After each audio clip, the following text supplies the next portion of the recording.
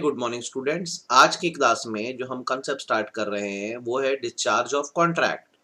भाई अगर मैं आपको डिस्चार्ज ऑफ कॉन्ट्रैक्ट कहता हूं तो इसका मतलब होता है completion of contract. Completion of contract की कॉन्ट्रैक्ट हो गया, या दूसरे शब्दों में कहा जाए तो डिस्चार्ज ऑफ कॉन्ट्रैक्ट का मतलब होता है where both the parties, both the parties मतलब कौन, promisor and promisee, where both the parties are discharged of their legal obligation या discharged of their obligation, discharged of their obligation in the contract। Contract की जब जिम्मेदारियां पूरी हो जाती है तो वो कॉन्ट्रैक्ट क्या हो जाता है, डिस्चार्ज हो जाता है। नॉर्मली ये माना जाता है कि कॉन्ट्रैक्ट अलग अलग सिचुएशंस में डिस्चार्ज होता है। पहले एक लिस्ट बनाते हैं फिर उसको समझेंगे। जैसे कॉन्ट्रैक्ट तब डिस्चार्ज होता है जब परफॉर्मेंस हो जाती है, कॉन्ट्रैक्ट परफॉर्म हो गया तो कॉन्ट्रैक्ट डिस्चार्ज हो गया, सबसे पहली बात। दूसरा है तब होता है जब पार्टीज के बीच म्यूचुअल एग्रीमेंट बनता है, बाय म्यूचुअल एग्रीमेंट से होता है। अब ये एक एक को सीखेंगे, है ना। तीसरा फिर ऐसा कब होता है, तो तीसरा ऐसा तब होता है जब बाय ऑपरेशन ऑफ लॉ हो, बाय ऑपरेशन ऑफ लॉ मतलब कानूनी रूप से आपका कॉन्ट्रैक्ट खत्म किया जाए।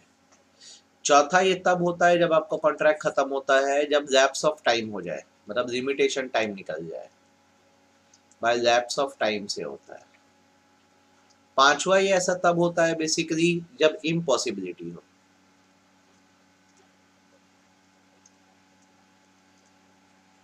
और एट लास्ट फिर ऐसा कब होता है बेसिकली, अगर बोला जाए कॉन्ट्रैक्ट डिस्चार्ज, तो ये तब होता है जब किसी ने कॉन्ट्रैक्ट को ब्रीच कर दिया है। अब फिर देख लीजिए, डिस्चार्ज का मतलब है कॉन्ट्रैक्ट का खत्म हो जाना। कॉन्ट्रैक्ट कब कब खत्म होता है, जब परफॉर्मेंस होती है, या फिर बातचीत से खत्म होता है, या बाय लॉ खत्म होता है, या बाय लैप्स ऑफ टाइम खत्म होता है, या इम्पॉसिबिलिटी से खत्म होता है, ब्रीच से खत्म होता है। इतने तरीके हैं कॉन्ट्रैक्ट को खत्म करने के। अब जैसे एक एक करके अगर मैं उठाऊं, और जैसे सबसे पहले मैं बोलूं बाय परफॉर्मेंस, तो बाय परफॉर्मेंस का मतलब क्या होता है, तो बाय परफॉर्मेंस का मतलब होता है when the parties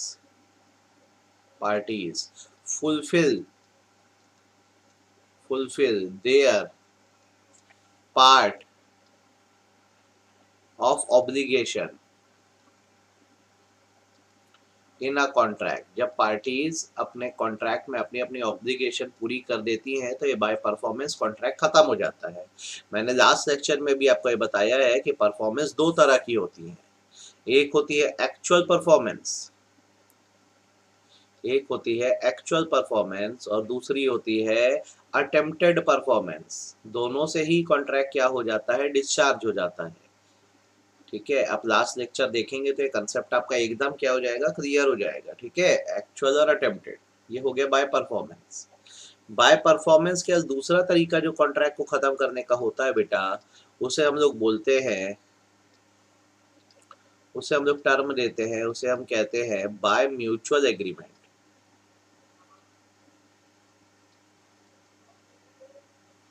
by mutual agreement, ठीक है, by mutual agreement. Mutual agreement का मतलब होता है पार्टीज आपस में बातचीत करके एक रास्ता निकाल के कॉन्ट्रैक्ट को खत्म करती हैं। ठीक है, तो a contract can be discharged, a contract can be discharged by mutual agreement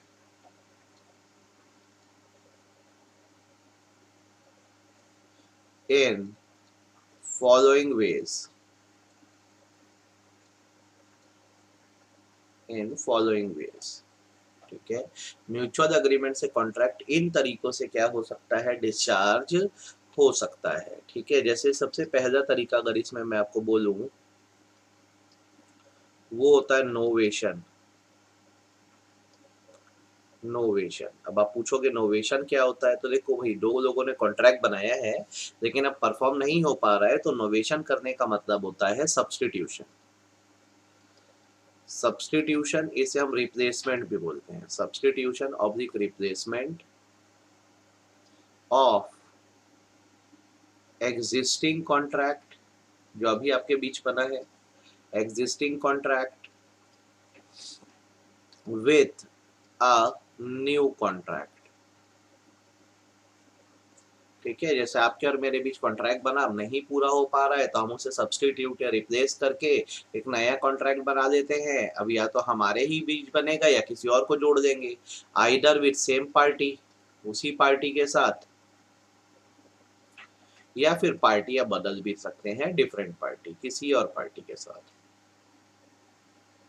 तो आप ये सीखिए, अच्छे से समझिए, जब हम अपने एग्जिस्टिंग कॉन्ट्रैक्ट को जो अभी हमारे बीच बना है नए कॉन्ट्रैक्ट से रिप्लेस कर देते हैं तो जो एग्जिस्टिंग कॉन्ट्रैक्ट है वो डिस्चार्ज हो जाता है। दूसरा म्यूचुअल एग्रीमेंट से खत्म करने का तरीका अल्टरेशन कहलाता है। अल्टरेशन का मतलब होता है change in existing terms and condition of contract. Contract के टर्म्स एंड कंडीशन को बदल देना। भाई जिन पॉइंट्स पे दिक्कत आ रही है उसको आप चेंज कर दो ताकि सामने वाला एफिशिएंटली कॉन्ट्रैक्ट को परफॉर्म कर सके, इसे ऑल्टरेशन बोलते हैं। अब नोवेशन और ऑल्टरेशन में क्या डिफरेंस आ रहा है? नोवेशन में पूरा का पूरा कॉन्ट्रैक्ट ही रिप्लेस कर दिया जा रहा है और ऑल्टरेशन में सिर्फ टर्म एंड कंडीशन बदली जा रही है। ठीक है, यहाँ पर न्यू कॉन्ट्रैक्ट आएगा, यहाँ पे ऑल्टर्ड कॉन्ट्रैक्ट आएगा। यहाँ पर पार्टी चेंज हो सकती है, यहाँ पर पार्टी वही रहेगी, दोनों ध्यान रखना। ठीक है, ऑल्टरेशन के बाद आता है रेसिशन। रेसिशन का मतलब होता है cancellation of contract, cancellation of contract, contract को कैंसिल कर देना, और जब कैंसिल होगा तो फिर डैमेज क्लेम करेंगे एंड क्लेम कंपनसेशन। ठीक है, रेसिशन के बाद आता है रेमिशन। रेमिशन, रेमिशन मतलब होता है एक्सेप्टेंस ऑफ लेसर कंसिडरेशन, जितना देना था उसे कम देकर मान जाओ। जैसे बैंक वालों को मुझसे 1 लाख लेना था लेकिन एक स्कीम चलाएं कि 80,000 रुपए दोगे तो भी आपका कॉन्ट्रैक्ट खत्म हो जाएगा, तो बेसिकली इसको हम रेमिशन बोलते हैं। जैसे जितना मेरे को सामने वाले से परफॉर्मेंस लेनी थी, अगर मैं यदि कुछ कम देकर या कुछ कम एक्सेप्ट करके मान जाता हूं तो उसे रेमिशन बोलते हैं। तो देखो नोवेशन में क्या हुआ, पूरा रिप्लेसमेंट हो गया। ऑल्टरेशन में क्या हुआ, टर्म एंड कंडीशन में बदलाव आया। रेसिशन में क्या हुआ, कॉन्ट्रैक्ट कैंसिल हो गया, कंपनसेशन मांगा गया। और रेमिशन में हमें जितना सामने वाले से कंसिडरेशन एक्सेप्ट करना था हम कुछ कम देकर उससे मान गए हैं। एट लास्ट आता है वेवर। वेवर मतलब होता रिलीज कर देना, इसका मतलब होता releasing the party, releasing the party from the obligation in contract. सामने वाली पार्टी को जो करना था आप उसको उससे आज़ाद कर दिए कि उसे अब आगे कॉन्ट्रैक्ट परफॉर्म करने की ज़रूरत नहीं है, तो ये वेवर है। एग्जाम्पल, मैंने कुछ लोगों से डेप्थ दी हुई है 2 लाख की, अब ये लोग इस डेप्थ को वेव करना चाह रहे हैं, बोलते हैं जमशेद जी आपको कुछ भी पे करने की ज़रूरत नहीं है, ये अपना लीगल राइट छोड़ रहे हैं, हम नहीं रिकवर करना चाहते मेरे से पैसा, भगवान इनका भला करे, ये वेवर है। तो देखो बाय म्यूचुअल एग्रीमेंट से क्या क्या तरीके कैसे कैसे खत्म हुआ। सब्सटीट्यूशन मतलब नोवेशन, टर्म्स कंडीशन में बदलाव जाना अल्टरेशन, ठीक है, कॉन्ट्रैक्ट कैंसिल हो जाना रेसिशन, कम कंसिडरेशन देना रेमिशन, और पार्टी को रिलीज कर देना वेवर। ये इतने तरीके हैं basically bye mutual agreement contract को खत्म करने के। अब जब आपने ये पढ़ लिया तो अगला जो तरीका आता है थर्ड, अगर मैं इसे कहूं तो वो कहलाता है bye operation of law. Bye operation of law, bye operation of law का मतलब होता है कानून द्वारा आपके कॉन्ट्रैक्ट को खत्म किया गया कानूनन रूप से। तो ये कब कब होता है, तो ये तब होता है बाय मर्जर। ठीक है, इसे हम बोलते हैं where the promisor promisor and promisee become same. ठीक है, एग्जाम्पल के तौर पे मिस्टर ए ने मिस्टर बी की जमीन लीज पे ली थी, लीज रेंट मतलब किराए पे ली थी लैंड को। ठीक है, तो इनके भी स्वाभाविक सी बात है कॉन्ट्रैक्ट बना। कुछ ही समय बाद मिस्टर ए ने ये जमीन खरीद ली मिस्टर बी से, ठीक है, परचेज कर दी। पहले ये जमीन किराए पे थी, अब मिस्टर ए ने जमीन को खरीद लिया तो अगेन एक कॉन्ट्रैक्ट बना। तो जब ये जमीन खरीद ली जाएगी ना, तो ये जो आपका कॉन्ट्रैक्ट है, कौन सा, लीज वाला, रेंट वाला कॉन्ट्रैक्ट है, ये मर्ज हो जाएगा। किस में मर्ज हो जाएगा? सेल के कॉन्ट्रैक्ट में, क्योंकि जिस चीज को पहले हमने किराए से लिया था, अब उस चीज को हमने खरीद लिया है, उस जमीन को हमने खरीद लिया है, तो जो रेंट या लीज वाला जो कॉन्ट्रैक्ट था वो मर्ज हो जाएगा किसमें? परचेज वाले में। तो बाय लॉ इसे मर्जर बोलते हैं। ठीक है। नेक्स्ट इसके बाद आता है death of party. Death of party, ठीक है। अपॉन डेथ ऑफ पार्टी, अगर कोई मर गया है, मर गया तो ऐसे तो कॉन्ट्रैक्ट खत्म नहीं होता, लेकिन जो बोलूंगा वो बात समझना। Upon death of party a contract is discharged by law if, जो बोल रहा हूं बहुत ध्यान से सुनना, personal skill is involve. If personal skill is involve, अगर सामने वाले का पर्सनल स्किल इन्वॉल्व है, मतलब उस काम को वही कर सकता है। एग्जाम्पल, मिस्टर एक्स ने अपनी पेंटिंग बनाने के लिए वाई नाम के पेंटर को अपॉइंट किया। ये दुनिया में सबसे बेहतरीन पेंटिंग बनाता है, लेकिन अब इसकी अगर डेथ हो गई वाई की, तो यहाँ पे पर्सनल स्किल इन्वॉल्व, तब उसके लीगल रिप्रेजेंटेटिव ऐसी पेंटिंग नहीं बना सकते। तो जो एक्स और वाई का कॉन्ट्रैक्ट है वो क्या हो जाएगा? खत्म हो जाएगा। ठीक है। वैसे अगर कानून में बदलाव आता है, चेंज इन लॉ, तो आपके कॉन्ट्रैक्ट डिस्चार्ज हो जाते हैं, क्योंकि कानून में बदलाव आया, कई बार कॉन्ट्रैक्ट को परफॉर्म करना इम्पॉसिबल हो जाता है। तो याद रखेंगे, with the change in law, with the change in law, the contract can be discharged। भाई जो चीज पहले लीगल थी, अगर गवर्नमेंट ने उसको क्या कर दिया, इलीगल डिक्लेयर कर दिया, तो हो गया ना, कॉन्ट्रैक्ट डिस्चार्ज हो गया, है ना। अच्छा, उसके बाद ये होता है bye insolvency.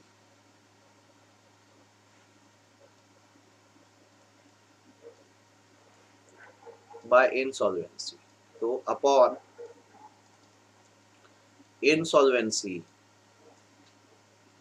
Of party declared by the court, अगर कोर्ट ने इंसॉल्वेंसी डिक्लेयर कर दी है, declared by the court, the contract shall be discharge, contract discharge हो जाएगा, खत्म हो जाएगा। तो अब आप देखिए, सीखिए कॉन्ट्रैक्ट को खत्म करने के क्या तरीके। एक बाय परफॉर्मेंस, ठीक है, एक्चुअल भी हो सकती है, अटेम्प्टेड भी। By mutual agreement, novation, alteration, rescission, remission, waiver. By operation of law कैसे हो सकता है? मर्जर से, पार्टीज की डेथ से, लॉ में चेंज आने से, इंसॉल्वेंसी से। चौथा तरीका जो होता है उसको बोलते हैं by lapse of time. By lapse of time, ठीक है। तो जो लिख रहा हूं वो ध्यान रखेंगे। As per law of limitation, the time period, the time period for enforcement of a contract is 3 years। जैसे आप कॉन्ट्रैक्ट बनाओ, अपने स्टैंडर्ड टर्म एंड कंडीशन से बनाओ, लेकिन अगर वो कॉन्ट्रैक्ट परफॉर्म नहीं हो पा रहा है, तो लीगली आपके 3 साल का समय होता है कॉन्ट्रैक्ट को पूरा करने का, कंप्लीट करवाने के लिए, ठीक है, बाय कोर्ट ऑफ लॉ। ठीक है। Upon expiry of 3 years, upon expiry of 3 years, if the contract is not legally enforced in court of law, it shall be discharged। ठीक है भाई, 3 साल के समय में आप बिल्कुल बराबर लीगल केस करके कॉन्ट्रैक्ट की परफॉर्मेंस दे सकते हैं। 3 साल एक्सपायर होने के बाद फिर आप लीगली एनफोर्स नहीं कर सकते और by lapse of time contract खत्म हो जाएगा। ठीक है, नेक्स्ट आते हैं बाय इम्पॉसिबिलिटी। बाय इम्पॉसिबिलिटी, कई बार क्या होता है, चीजें इम्पॉसिबल हो जाती हैं जिसके कारण कॉन्ट्रैक्ट परफॉर्म नहीं हो पाता। तो जनरली हम बोलते हैं इम्पॉसिबिलिटी दो तरह की, और आप सीखना इस बात को। एक होती है इनिशियल इम्पॉसिबिलिटी।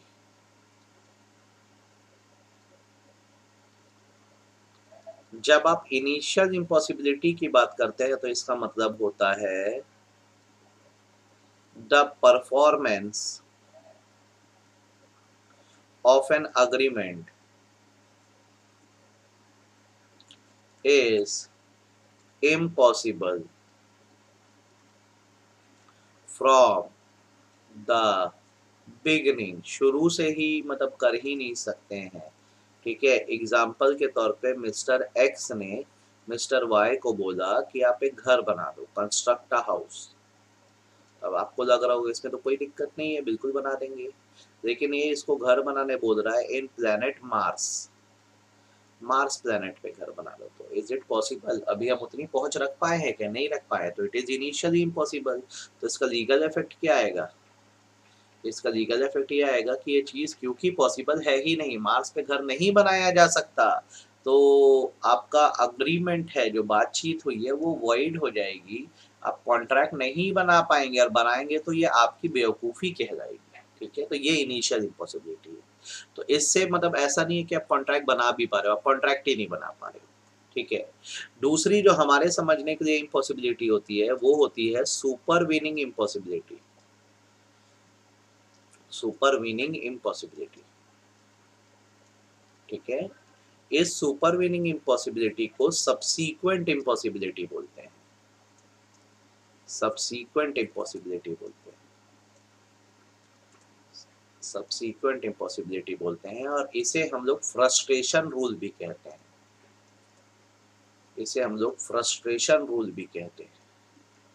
ठीक है, ये सारे इसके प्यारे प्यारे नाम हैं। अब ये आपको कंसेप्ट क्या है थोड़ा खास कर आना चाहिए और सीखना चाहिए भाई, सुपरवीनिंग इम्पॉसिबिलिटी क्या है। ठीक है, इनिशियल तो मतलब शुरू से चीजें इम्पॉसिबल है तो आप कॉन्ट्रैक्ट बना ही नहीं पा रहे हो, तो उसको सिर्फ आपको जानना होता है, उससे कोई खास मतलब नहीं है। आपको मतलब किससे? सुपरवीनिंग इम्पॉसिबिलिटी से, क्योंकि ये कॉन्ट्रैक्ट को खत्म करती है। अब सवाल ये है क्या भाई, ये तो सुपरवीनिंग इम्पॉसिबिलिटी का मतलब होता है, हमें लिख दे रहा हूं, supervening impossibility refers to those impossibilities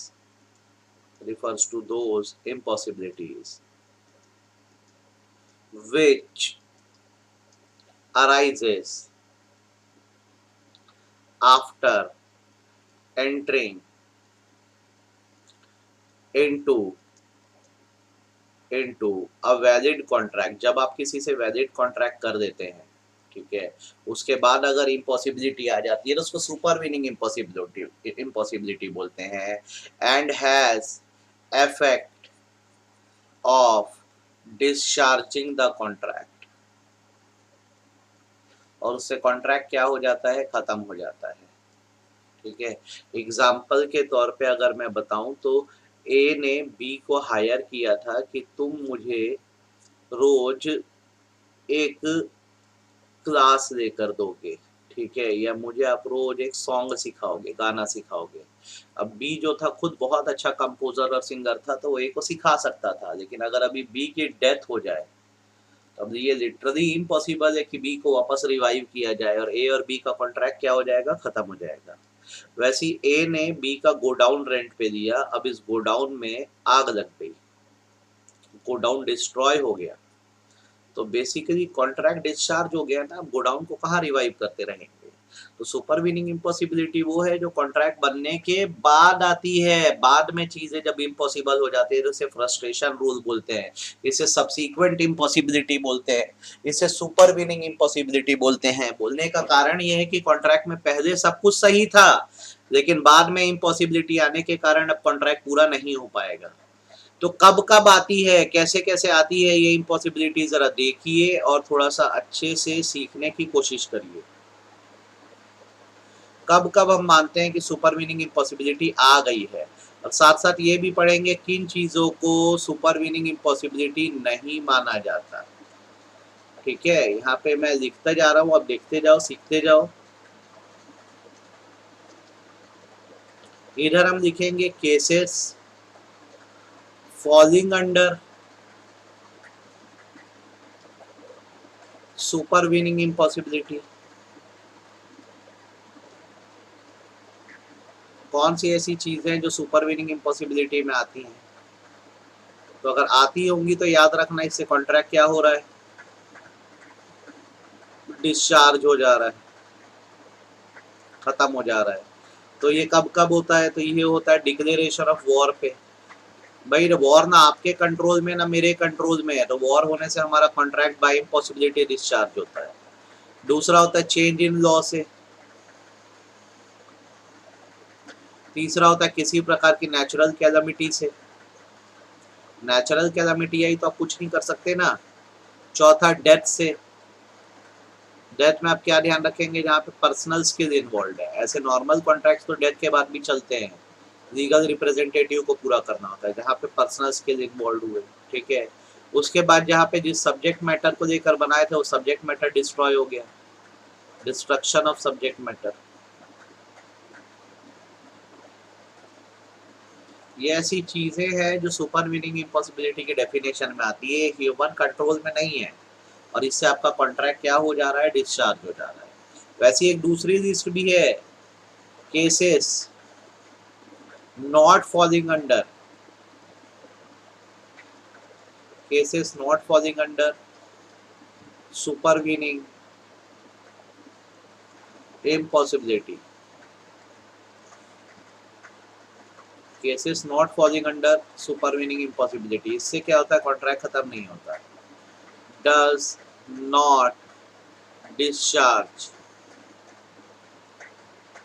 contract. कुछ ऐसी चीज है जो दिखती तो इम्पॉसिबिलिटी टाइप का ही है, पर इससे कॉन्ट्रैक्ट खत्म नहीं होता। ये लिस्ट बहुत अच्छे से ध्यान रखिएगा आप। जैसे डिफिकल्टी इन परफॉर्मेंस है, सिर्फ कॉन्ट्रैक्ट को पूरा करने में डिफिकल्टी जा रही है, तो आप इसको बेसिस बनाकर कॉन्ट्रैक्ट को एंड नहीं कर सकते। ठीक है। दूसरा डिफॉल्ट ऑफ थर्ड पार्टी, आप ये बोल रहे हो कि अरे हमारी तो कोई गलती नहीं थी, थर्ड पार्टी पैसा सा लेके भाग गया, तो हम क्या करें, आपको तो पैसा देना ही पड़ेगा ना भाई, कॉन्ट्रैक्ट को पूरा करना पड़ेगा। तीसरा human causes, human causes such as strike, road blocks, lockout etcetera. Strike हो जाए, लॉकआउट हो जाए, हड़ताल हो जाए, तो ये सब ह्यूमन कॉजेस हैं। ठीक है, रायट्स, दंगे फसाद हो जाए, तो ये सब सुलझ सकते हैं, इससे कॉन्ट्रैक्ट नहीं एंड होता। और at last commercial impossibility. Commercial impossibility का बेसिकली मतलब होता है कंटिन्यूअस रनिंग ऑफ लॉसेस। अगर बिजनेस में बहुत भारी नुकसान हो रहा है तो इस चीज को एक्सक्यूज बना के आप कॉन्ट्रैक्ट को खत्म नहीं कर सकते। तो आपको मैंने जब बाय इम्पॉसिबिलिटी बताया, तो इम्पॉसिबिलिटी मतलब समझिए, अगर चीजें शुरू से इम्पॉसिबल है तो कॉन्ट्रैक्ट बन ही नहीं सकता, इसे हम लोग बोलते हैं इनिशियल इम्पॉसिबिलिटी। और जब कॉन्ट्रैक्ट बनने के बाद आपका इम्पॉसिबिलिटी आए तो उसको सुपर विनिंग बोलते हैं। तो इसमें मैंने आपको बताया क्या चीजें सुपर विनिंग इम्पॉसिबिलिटी में आती हैं और क्या चीजें नहीं आती हैं। ये लिस्ट को थोड़ा सा आपको क्या करना है, बहुत अच्छे से ध्यान रखना है। ठीक है, अब आखिरी तरीका जो होता है कॉन्ट्रैक्ट को एंड करने का, ठीक है, खत्म करने का, उसे सिक्स्थ हम कहते हैं ब्रीच ऑफ कॉन्ट्रैक्ट। बेटा ब्रीच का मतलब होता है तोड़ना, इसका मतलब होता है refusal to perform, refusal to perform. Contract को परफॉर्म करने से मना कर देना ब्रीच कहलाता है, तो इसमें कॉन्ट्रैक्ट को खत्म मान लिया जाता है। ये ब्रीच दो प्रकार का माना जाता है, एक होता है एक्चुअल ब्रीच, एक्चुअल ब्रीच, और दूसरा होता है एंटीसिपेटरी ब्रीच। कॉन्ट्रैक्ट के दिन, जिस दिन परफॉर्म करना था उस दिन कॉन्ट्रैक्ट को पूरा करने से मना कर देना एक्चुअल ब्रीच है, और कॉन्ट्रैक्ट डेट आने से पहले मना कर देना एंटीसिपेटरी ब्रीच है। तो यहाँ पे मैं लिख दे रहा हूँ, आपसे ध्यान रहेगा। Refusal to perform on performance date, refusal to perform on performance date और ड्यूरिंग द परफॉर्मेंस, परफॉर्मेंस की डेट पर या परफॉर्मेंस करते करते यदि आप कॉन्ट्रैक्ट को पूरा करने से मना कर देते हैं तो इसे एक्चुअल ब्रीच बोलते हैं। अगला जो लेक्चर होगा इसमें इसको और डिटेल में समझाऊंगा। एंटीसिपेटरी ब्रीच मतलब होता है रिफ्यूजल